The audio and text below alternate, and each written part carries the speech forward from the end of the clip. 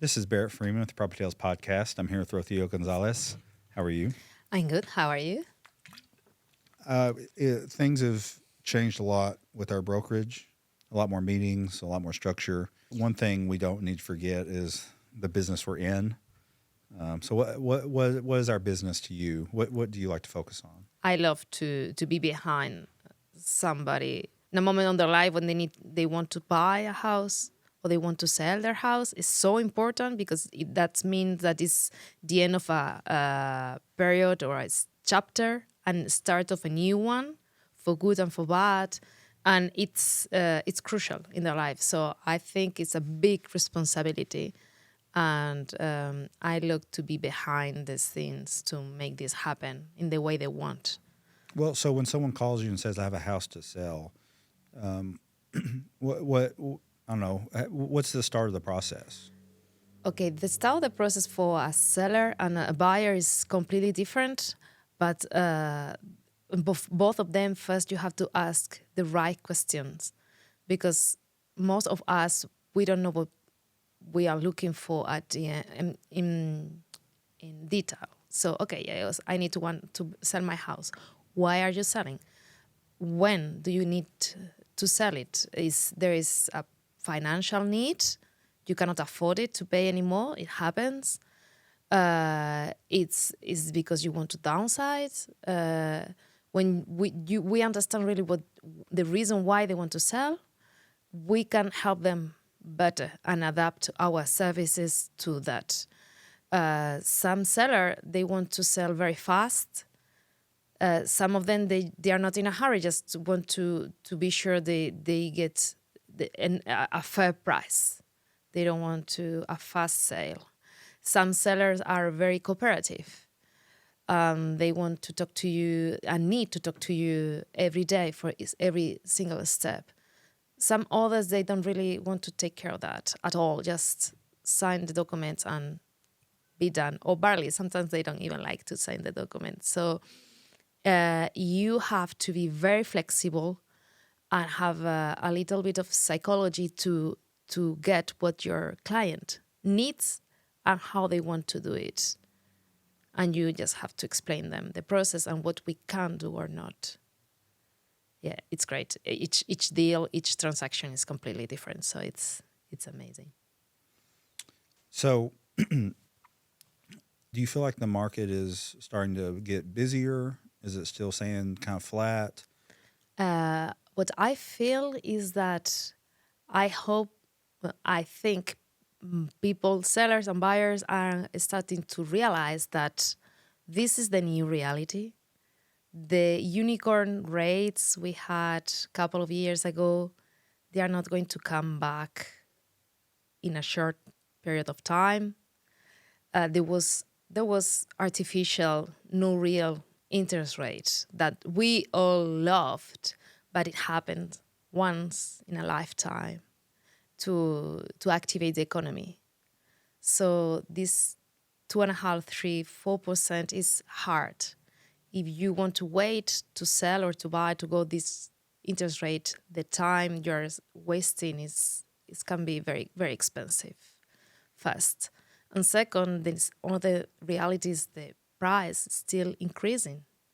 Keep this year still over the last year, the price in Kentucky, in Cobbin, in the United States, keep increasing. So there is no bubble.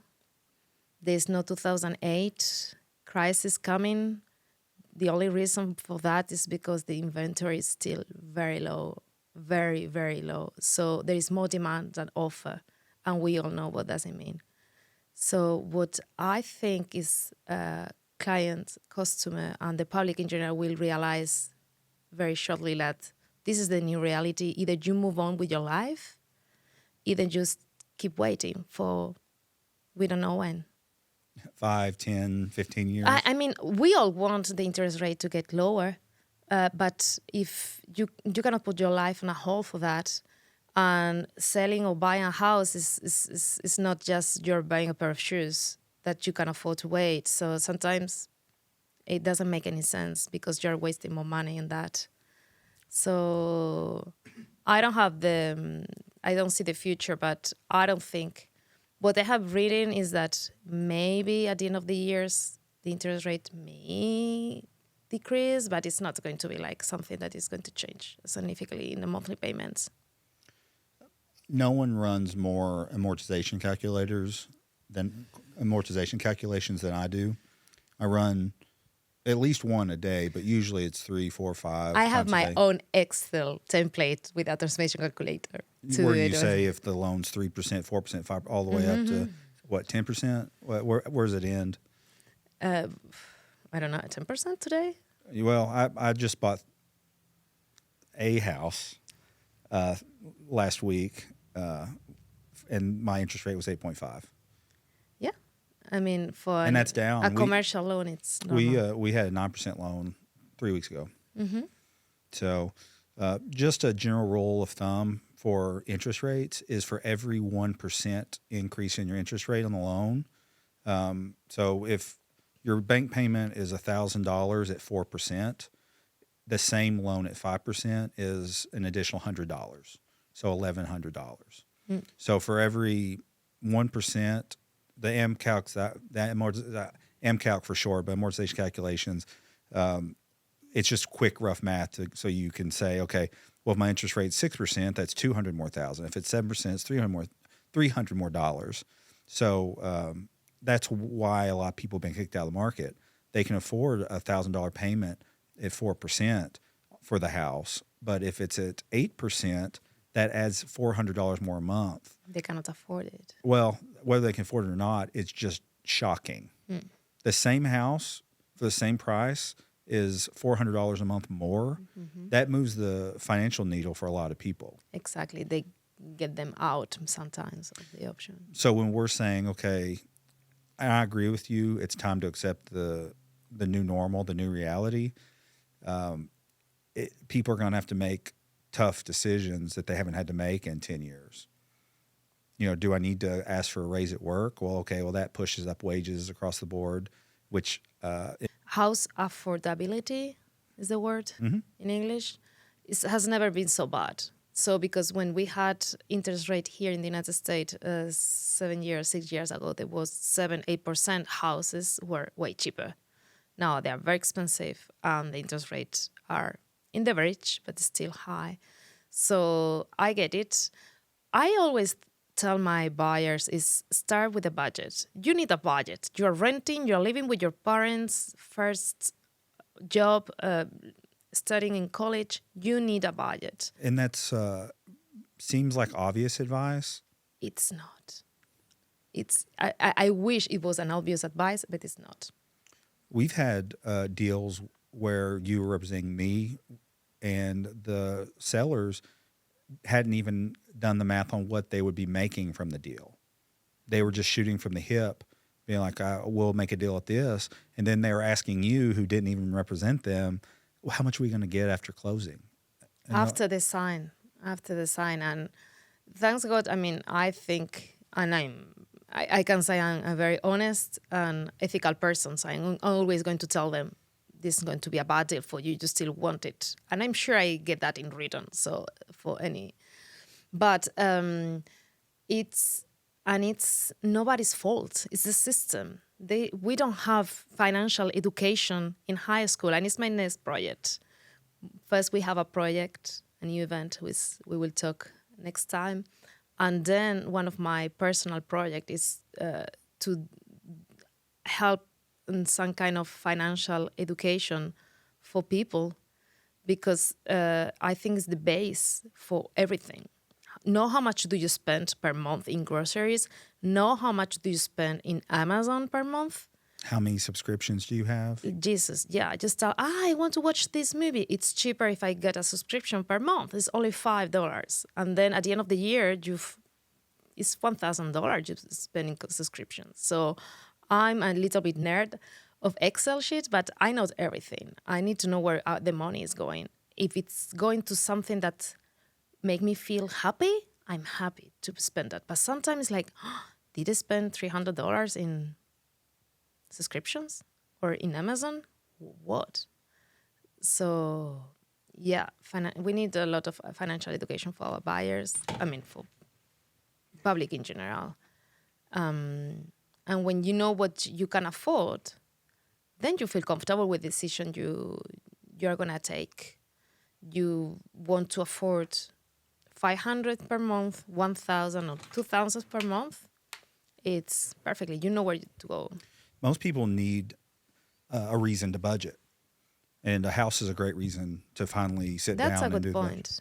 So, a and good that's point. why budgets come up in our daily lives for other people, is because people truly don't know what house payment they can afford, and it's never been harder to buy a house than it is right now. Never. So I would go back to your earlier point when I was like, what does that first conversation need to be with a buyer or seller? It really doesn't really matter. It needs to start with the budget. What can you sell this house for? Like, so if it's a seller, they need to know what they can sell the house for and what their next house is going to cost them. How much they are going to get. I have a lot of question also this, well, how much I'm going to pay tax on that? I'm not a CPA. We have an idea. We can direct them always to talk as CPA, but there's so much things to take in consideration. And after the reason for buying and selling, the next point they need to know is the financials. And we can help them with them. They don't have to be ashamed of the bad or good position they have. My cousin has a funny saying about someone seeing your financials for the first time. It's like going to the doctor and having to pull your pants down. It's painful. It's embarrassing. You know, they see. But it's brave. It's brave. It's like, okay, this is my situation. No judgment. Maybe you're not ready to buy today, but if you know where you want to go, you can take actions to be ready to buy 1 year. It's the same with the credit score. People think that the credit score they see in karma is the credit score. Talk about that. That's too important. It is very important. So the credit score that shows in karma, it's called Vantage score. That a minority of lenders use it. I don't know if to buy a TV, you use that. It's the cheapest one. That's why a lot of like companies use it. Like they offer it for free. Yeah. Because you check it. Mm-hmm. The credit score that any lender are going to check when you're going to apply for a loan is called FICO. And there are thousands, okay, I exaggerate again. But FICO, FICO. Exactly. You have FICO 1, FICO 2, and it's specific for each kind of loan. This is too much information, but in order to get your credit score, you have to pay for that, which is ridiculous that a consumer need to pay to find out which is your credit score, and that is going to determine which kind of interest rate are you going to get. You think the government should pay for it? I think it should be free. Yeah, it's just a private company. It's just a service. It's just a private company that make you pay for that. But if you don't know if you are in the 600 or 700, you don't know what option do you have. So you have to pay for that. Other option, and it's as well as important as the credit score, is your credit profile. And the good news is free. You can download your credit report. I think before was 3 times per year. Now, since COVID, is for free for each credit bureau. And you can see all your credit inquiries, any errors, and you can ask them to correct it. But all this, your credit history, profile, and your credit score, if you need to fix something, it takes time. So if you know that you will want to buy a house in months or in a year, it's better just start now to go to see the doctor and get embarrassed and see what is your situation, because if you need to fix something, it takes time. Everything related to credit score, it takes time. So start today and say, okay, I have a 600. Why? This is an inquiry I didn't make. You have to write a letter, send it by fax. Yes, by fax. Maybe they take care of that and they will fix it, but it takes 2-3 months to get updated in your credit profile. So don't be scared to look at the mirror and say which is the situation, because the only thing that can happen is that you have the tools to fix it. I agree. Yes. So financials is very important. Your budget, what you can afford and what you want to afford. maybe you can afford a 400,000 house and with a payment of 3,000 per month. You want to spend that kind of money in housing? Maybe not. Maybe you just feel comfortable paying 1,500 per month in mortgage. This is your decision. And after that, you can go and have fun shopping for houses, but at least you're going to see the house that they are affordable for you in your situation. That's why people should call you to help them. I love it. I'm so passionate when I talk about that because I think the system is so unfair. This credit score thing that is you have to pay to get your credit score. And this information is not extend to the public. Well, one of the few compliments that I get, which are not many, is that Come on. no, not a lot of people are rooting for people that seem to be doing well sometimes. But one of the few compliments I get is that when I do talk about real estate, I get very excited and animated and full of energy. And one of the reasons why you and I work well together is because I think you get excited, you're full of energy, and you're really passionate about real estate. I think it's a business you really need to love because it's complicated, because there are not two transactions the same, and because these people involved. So it's not just construction. Real estate can be construction, but it's people life involved, and dealing with human beings for the worse and for the better is passionate. I think it's, yeah. All right. Well, Freeman Brothers Realty represent buyers and sellers, and we'd love to help the public. So Yes. I'll put your number up on the podcast, and hopefully people call, and we'll help them.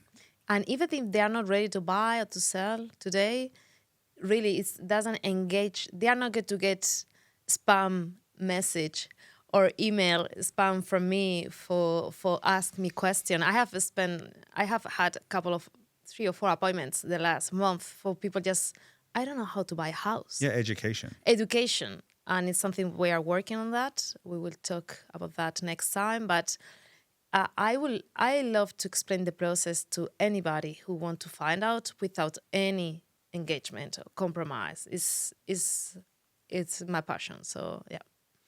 Yeah. All right. Well, that was a great podcast. We kept it pretty tight. Very intense, maybe. Maybe. But Yeah. we need to cover those topics. They're too important. Too much information. Probably, but oh well, it's out there. So this has been Barrett Freeman with the PropertyTales podcast, and we'll see you next time. Bye.